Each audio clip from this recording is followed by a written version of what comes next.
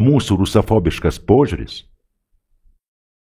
niekada neleis susitart ar bandyti ieškoti taikos.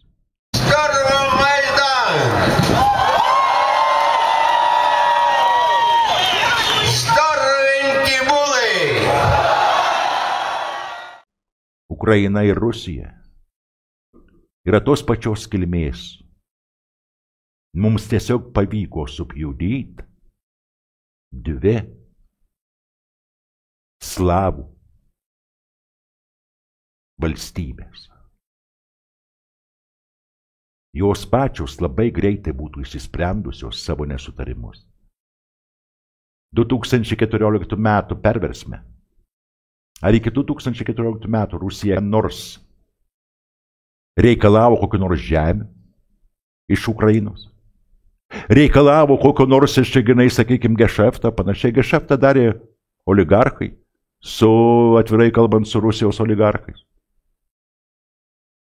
Ar Rusijos vyriausybė reikalavo kokiu nors teritorinių pretenzijų turėjo Ukrainai? Na ne. Tai kaip taip įvyko, kad 2014 metais praktiškai juk mes patys šaukiam, prisiminkim. Elitas šitas turi trauktis. Jis nuveda mus į karą, visos Europos elitas ves mus į karą. Todėl, kad jis yra degradavęs, todėl, kad jis nesupranta. Todėl, kad jis eina kaip banda. Pilėnai, gražu vėl susitikti. Mes neturim savo politinės vadovybės. Mes turim vėliavą, himną, kaip ir kartą sakau, pasiruošusius pilėnus, reiškia, padegti savo tvirtovę ir išnykt kaip tauta. Nu, man nepatinka, pavyzdžiui, aš pilėnų nenorėčiau Lietuvai šiai dienai. Sveiki, broliai ir sesės pilėnai. Nu, jeigu mes lietuviai išsirinkom tą, ką turim, ir mums tenkina šitą poziciją, ir mes norim pilėnų pas save, nueikim, nu ką dabar daryti? Nueikim.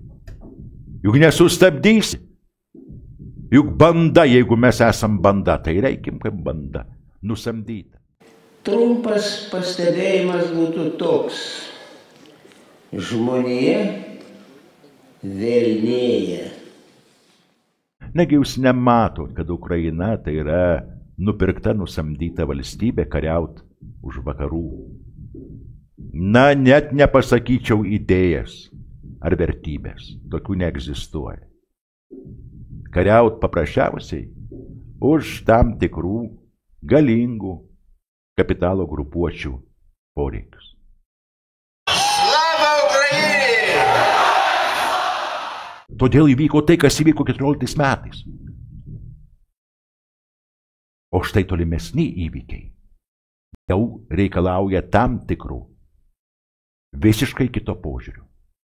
Tai yra mano subjektyvi nuomonė.